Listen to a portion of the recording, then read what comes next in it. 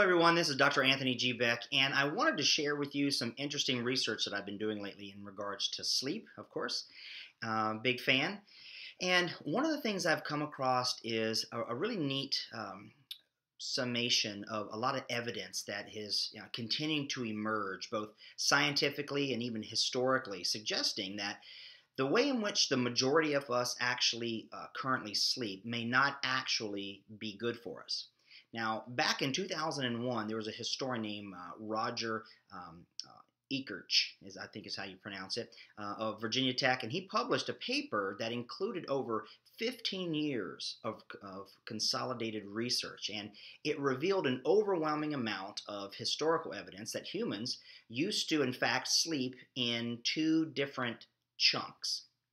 And in 2005, he actually published a book titled At Day's Close, Night in Times Past. And that included more than 500 references to a sleeping pattern that is actually disjointed for us humans. And it included a bunch of diaries, medical books, literature taken from various sources, which even included Homer's Odyssey, all the way back to some modern tribes in Africa. Now, what was found in the research is actually really interesting. So this particular researcher found that we didn't always sleep on average of 8 hours straight through. And instead, we would sleep in two shorter periods, if you will, throughout the night. And all that sleep would occur within a 12-hour time frame that started with 3 or 4 hours of sleep, followed by being awake for about 3 hours or so, and then sleeping again until the morning. Really interesting. And there was also some research done in the early 1990s by a psychiatrist, Thomas Weir. And he conducted an experiment where 14 people were put into complete darkness for 14 hours a day for an entire month. And by the fourth week, the participants were able to settle into this very distinct sleeping pattern. And the pattern was the same that this Ekirch suggested of how we were meant to sleep, in that subjects slept for approximately 4 hours, woke up for another few, and then went back to sleeping in the morning. So what he found was that the references to the first and second sleep started to disappear in the 17th century. Now, this started really among the urban upper class in Northern Europe, of course, and over the course of the next 200 years, it filtered down to the rest of modern society. So I think it's very interesting to take a look at this. And so by the 1920s, the idea of a first and second sleep actually receded entirely from our social consciousness. And there were some possible reasons, I think, as to why this had occurred. And one reason could be that this type of segmented sleep is what really comes natural to the human body. At least that's what Weir's experiment suggests. But there are some other theories. There was a historian, Craig Koslowski, and he suggested that the associations with night before the 17th century were not good, and that nighttime was a time and a place populated by people of disrepute, criminals and prostitutes and drunks. Now, even the wealthy who could afford candlelight had better things to do to spend their money on. And there was no prestige or social value associated with staying up all night. So things actually changed really in 1667 when Paris became the first city in the world to light its streets. And eventually throughout Europe, staying up at night became the social norm. And then the Industrial Revolution happened. So people were becoming increasingly time conscious and sensitive to efficiency. And certainly before the 19th century, but the Industrial Revolution really intensified that attitude by leaps and bounds.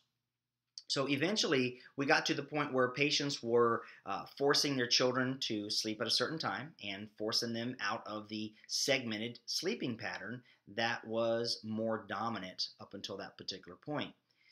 So many of these sleeping problems that we have today could really be having roots in the human body's natural preference to have segmented sleep. Now, Ekirch actually believed that many modern-day sleeping problems actually have roots in the human body's natural preferences. And he believed that our historical sleeping patterns could be the reason why many people suffer from a condition called sleep maintenance insomnia. And this is where individuals wake in the middle of the night and have trouble getting back to sleep. Now, this type of condition first appeared at the end of the 19th century, and approximately the same time, according to the research and tracking this all back, this is about the time when segmented sleep began to die off. And for most of how sleep kind of progressed or evolved, if you that way, for humans, it was reflective of this particular correspondence. And waking up during the night is really a part of normal human physiology, oftentimes for different reasons. Well, oftentimes for a lot of us, it's to go to the restroom or get a bite to eat or something of that nature. It's very interesting to associate that that's just a negative thing. And the idea that we must really sleep in a consolidated, just solid block really could be damaging. And it makes people who wake up at night anxious, and based upon what they think that this is abnormal. And this anxiety then in itself can actually prohibit sleep. And it's likely to shift over into our waking life as well.